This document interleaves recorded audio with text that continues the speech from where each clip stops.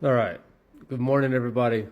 I am in Exodus chapter 23, and we come across verse 20 through 33. Now, this is crazy because we're in Exodus, and I'm pretty sure this is foreshadowing Jesus Christ.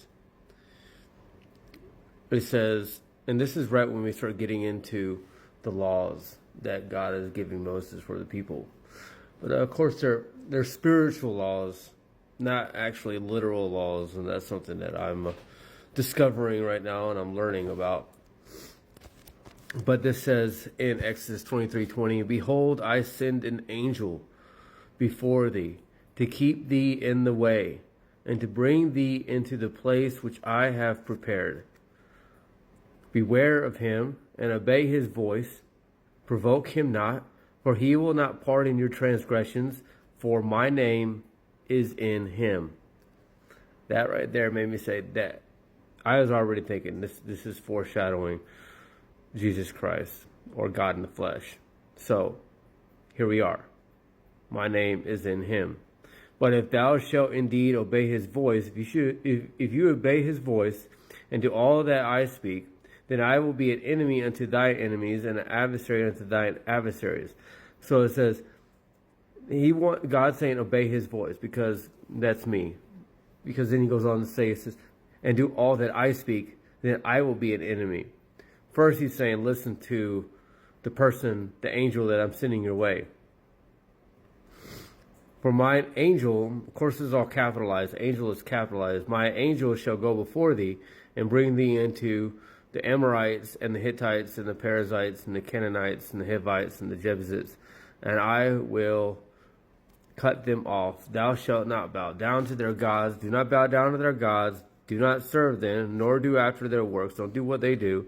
"But thou shalt utterly overthrow them and quite break down their images," of what they think of themselves and the images that they've portrayed to other people.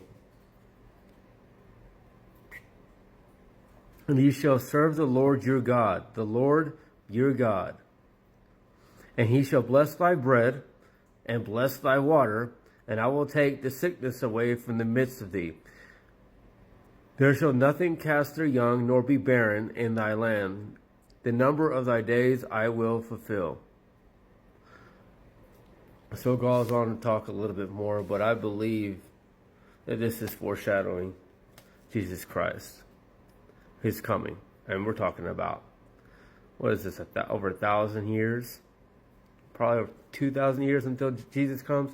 And he's already being talked about. He's already in the Bible.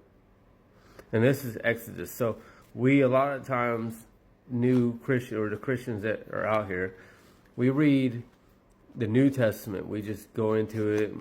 We learn about it. But the Old Testament gives us more context than the New Testament. And then the New Testament also makes the Old Testament make more sense and make you understand it. It's just like the first will be last and last will be first kind of thing. Like you can read the New Testament first, but you're going to end up reading the Old Testament. Especially if you're like really into it, interested about it. If you're reading the Old Testament, it's because you want to know more about the New Testament. They go hand in hand, guys. One should not be left out. One should not be forgotten. One should not be held above another. That's just kind of like the servant and the master thing. The servant and the master are the same. They're equally yoked. That's how we should look at this book. It's equally yoked. Old and new. No matter how many books is in the Old, no matter how many books are in the New Testament, it does not matter. They go hand in hand. So God bless y'all. Hope y'all have a beautiful Tuesday. Out.